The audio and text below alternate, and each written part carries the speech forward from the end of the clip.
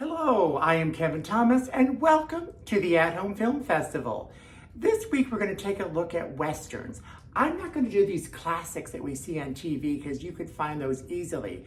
I'm going to find 7, one for each day of the week, so you could enjoy the entire week. And since these movies are the best Westerns, I thought we might as well talk about The Hotel, the best Western too, at the end. So stick with me. Oh, and don't be surprised, my final film is controversial. It's as controversial as considering is Die Hard a Christmas movie or not. So let's see what I got. Let's go now. Our first movie on the list is The Shootist from 1976.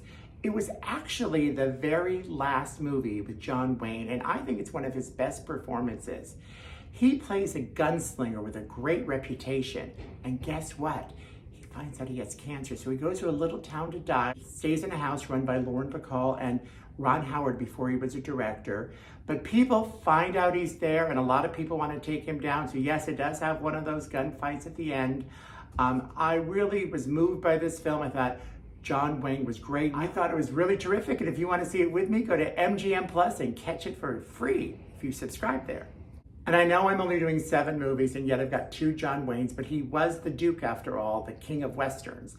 And while you're on MGM Plus, you might as well watch The Man Who Shot Liberty Valance, which also has James Stewart, who was in a lot of Westerns. So this movie is very intriguing because Liberty Valance isn't either one of those. He's someone that gets shot, and James Stewart's sort of a meek man, and yet he gets credit for the shooting. So he develops this whole new following in his own little town about people are surprised how brave he was to shoot Liberty Valance. That may not be the whole story. So watch this movie to check out what really happened. We've got a little more Jimmy Stewart with Destry Rides Again, a comedy Western, which came out in the late 30s. And you could rent it for a few dollars, or if you download this channel called Classic Comedy Channel, you could see it for free. So Jimmy Stewart plays the sheriff in a little town. Mostly he's breaking up little brawls in the bar, which is fine. But then we got Marlene Dietrich, who has a whole other level of interest and excitement to this film. You will have so much fun watching Destry Ride Again. I promise you that. We have the wonderful movie Heartland. Now to find this, do Heartland 1979. Maybe add Conchetta Ferrell to the title because this is a very used title. But look, it got so many great reviews, I'm telling you.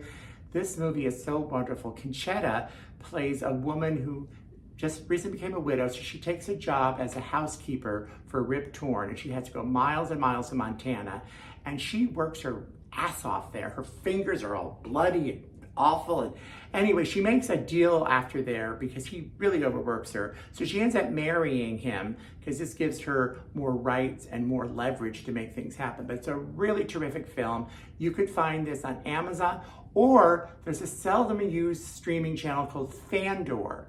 Maybe try that out with its free 1-week trial. Go ahead, try it out and let me know. Thanks. Oh, wow. The Gray Fox, based upon a true story, came to life on the screen in 1981 with Richard Farnsworth in an award-winning, award-worthy, amazing performance as a train robber who gets out of jail after 33 years, but he doesn't know how to cope with life the way it is now, because a lot could change in 33 years, even in a Western. So he actually has to resort to train robbing because that's all he knows. But this time he kind of becomes a hero. Just pay a few dollars and watch this on Amazon. I promise you'll enjoy it. Really good. A collection of Westerns cannot not have a Clint Eastwood film in it. I've chosen The Outlaw Josie Wales because I don't think it's as big as a lot of his other films.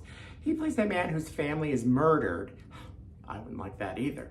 So he hunts down the people that killed him, even though he sort of befriends them and acts like he's part of them. But he is driven to seek revenge on the death of his family. Really, really good. Rent it for a few dollars here and there on most streaming channels, but you will really like it. Okay, so this is the controversial one, Blazing Saddles. To me, it is the best Western, but it's more of a comedy. People don't think of it as a Western, but it truly is. So we all know the story. It's a Mel Brooks classic. It was so funny. It has fart scenes by this campfire. So it's got Madeline Kahn, who I love, Gene Wilder. Oh my God. It's for free right now on a weird channel I've never heard of called Classico. So you could download that, or you can spend a few dollars to rent it. But speaking of best Westerns, let's talk a little bit about that hotel chain, shall we? When you think of Best Western, you think of like the brand Best Western where your hotel is named that. So you're probably used to stopping there maybe on your way to Fresno or by the airport. But did you know that Best Western has 19 different brands? Something for everyone, yes. So most of us are used to the name Best Western or Best Western Plus, but they have a Sure Stay brand for people more economical. They have a Long Stay brand. They've got the World Hotels that has a list of a ton of fancy places that you could stay at that you did not know are a Best Western. When you go to Reno and stay at the Peppermill, did you know that's a Best Western? But you didn't. When you go to Las Vegas and stay at the Stratosphere, that's a Best Western. Yes, sir. Best Western has so many different levels of comfort and satisfaction for people of every economic point or every social stratus that people don't always remember they're out there, but they are. And guess what?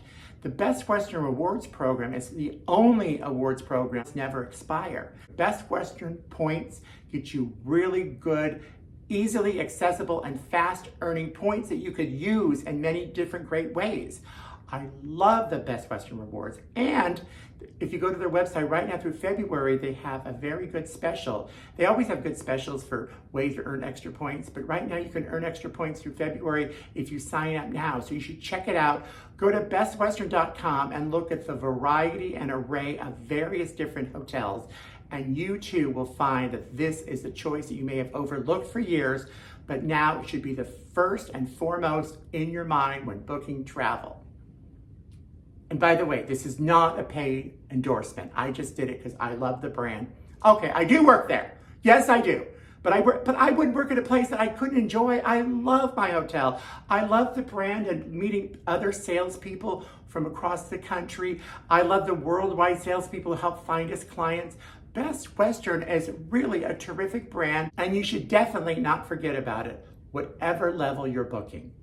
Well, that's our show of the week. I hope you enjoyed it. Westerns aren't my favorite, but I did find some good ones. I also hope you share, subscribe, comment. Let me know if you consider Blazing Saddles a Western or not, because that's controversial. But I do appreciate you, and I will see you next time. Thanks so much. Bye-bye. Shoot 'em up, bitches.